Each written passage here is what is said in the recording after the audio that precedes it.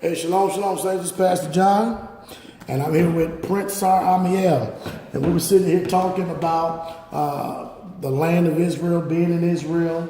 We were talking about everything that's going on and happening in our world today.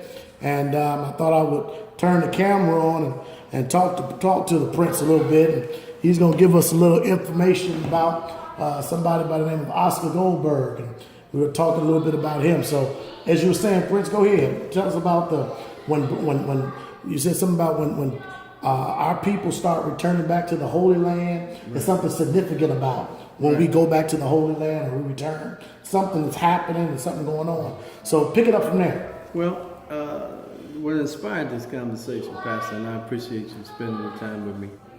What inspired this conversation was I was reflecting on a session that I was having with about 7 or 8 pastors, and I was teaching them class, and I happened to mention Oscar Goldberg, which was part of the subject matter of the class. And Oscar Goldberg was a philosopher in the late 19th century, because he made this prediction. And he paid a dear price for it too. Sure. He was a scholar, a German scholar, and a philosopher, well respected. But when he made this prediction, it caused him a lot of consternation, because a lot of his peers, who were some of the highest intellects on the planet, they turned against him. Wow! Because in his prediction, he said, when you see people returning, black people returning to the Holy Land, that would be the sign of the Messianic era. Now, I'm going to digress a little and go back to J. Edgar Hoover and COINTELPRO. Okay. One of the directives of the PsyOps, or the Psychological Operations Program under J. Edgar Hoover, was called COINTELPRO. All right. Or short for Counterintelligence Program. Now, under this program, one of the directives, one of the statements in the directive was to cut off the rise of the Black Messiah. Whoa, come on. And in cutting off the rise of the Black Messiah, they used that as the impetus for the security services on the planet to begin to target Hebraic personalities. Now, we talk about Hebraic personalities like Malcolm X, right. Hebraic personalities like Martin Luther King. Come on. We go back to Marcus Garvey, Hebraic personality. The COINTELPRO program was designed to seek out the Hebraic messianic figures. Now, the thing about Mashiach or Messiah, it's really not singular, it's plural. And that's why they started killing so many black men in that season, because they had declared war on the Hebraic personalities, because they knew that Hebraic personalities were the only thing that stands in the way of their complete domination of the planet. Wow, powerful. Yes. So the reason why I did that, because I want to put the two together. Why would the FBI be looking for the messianic personality? Because the Messiah is Hebraic construct. Yes, sir. And Oscar Goldberg said that when you see these black people return to the Holy Land, when black people return to the Holy Land, that would be the sign of the Messianic era. So he's using Messiah. The FBI is using Messiah. Wow. Mashiach. And when you go to the translation in the scriptures, they wouldn't use deliverer or whatever. They would use Mashiach. But it would mean somebody who came to serve the people in time of need. Wow. So Oscar Goldberg was really saying, when you see black people return to the Holy Land, they would be coming to the knowledge of themselves and to the reality of why they were on the planet why we on the planet in the first place. Now, but this is the little gray area. So I'm sitting with these pastors, and one of them challenges me on that. And this is what he said, and you have to listen to the words in my conversation. He said, Israel didn't exist until the late 40s. He said, so if Oscar Goldberg was making predictions before that, he couldn't be making predictions about something that wasn't there.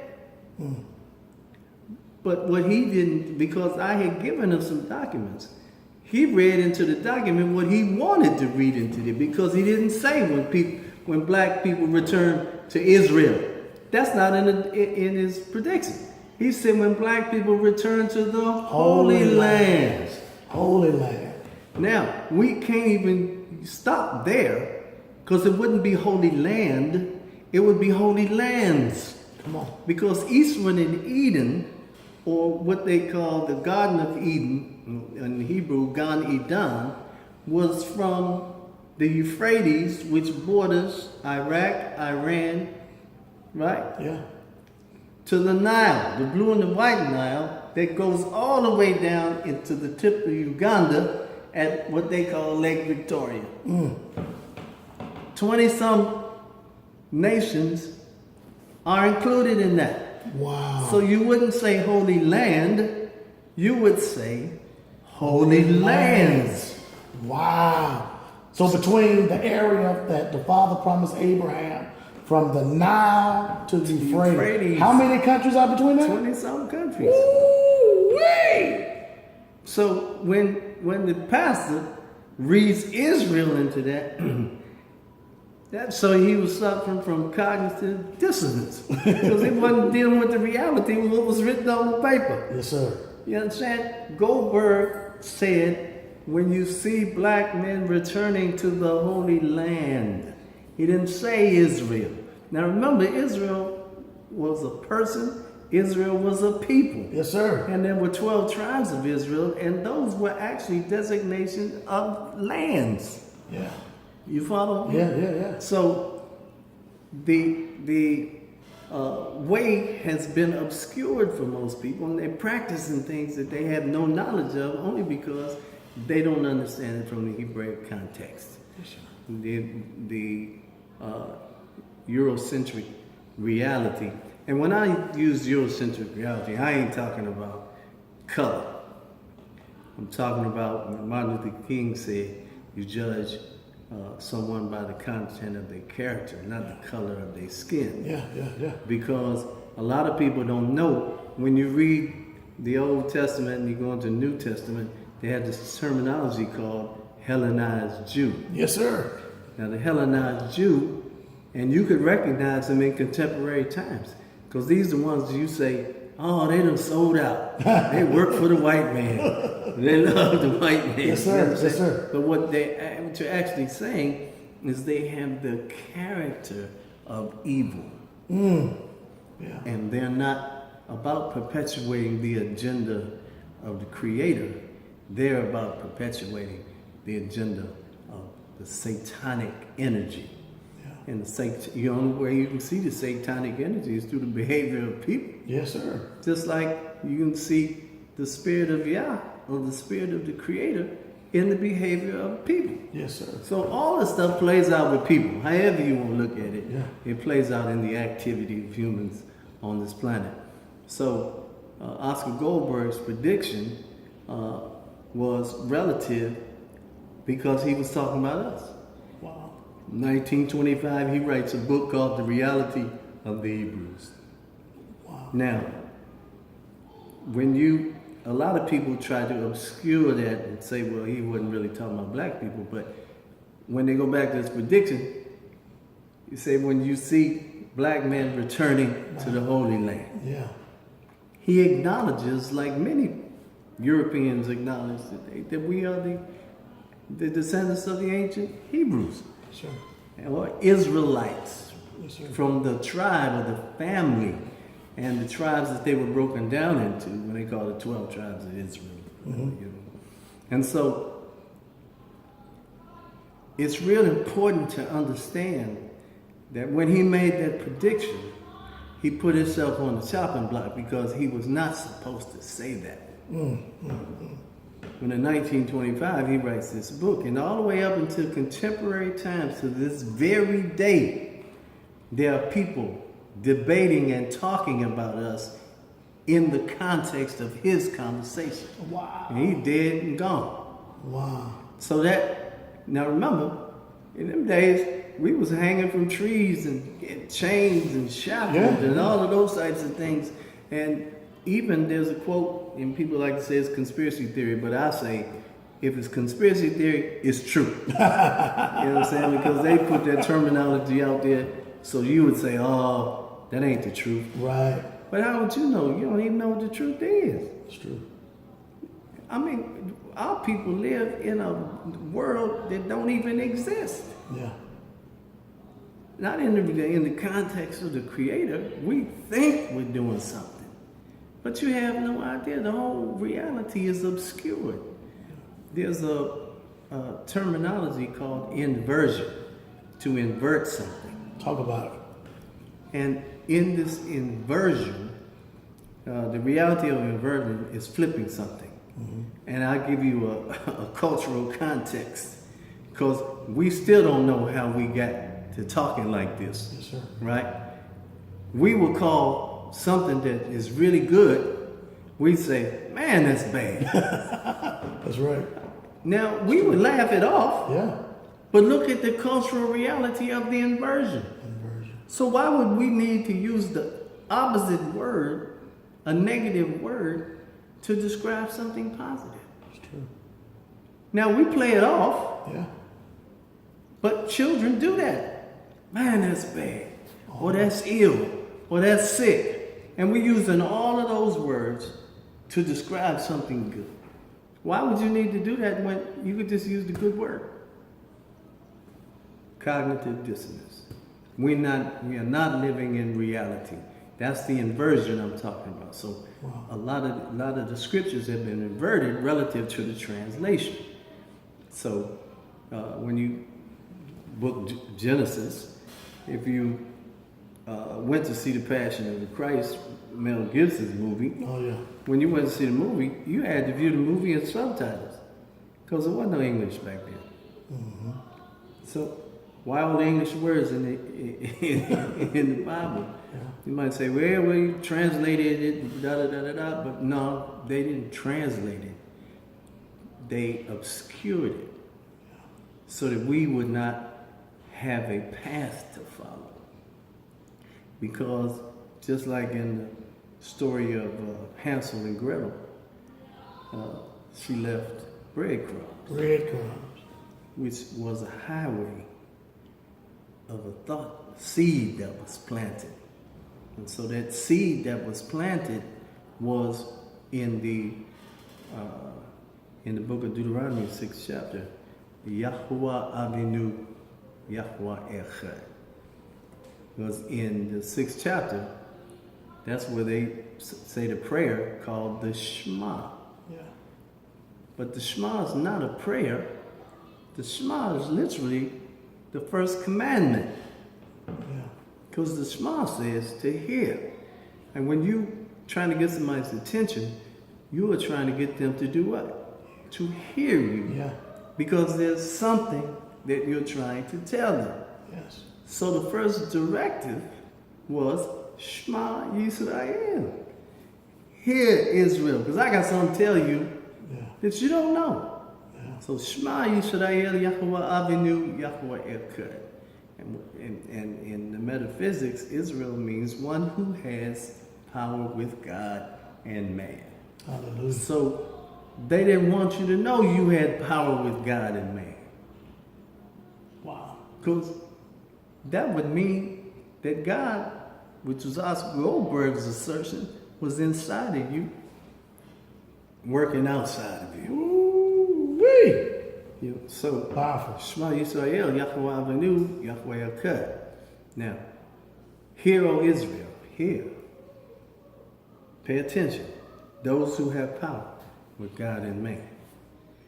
It says that which contextualizes us.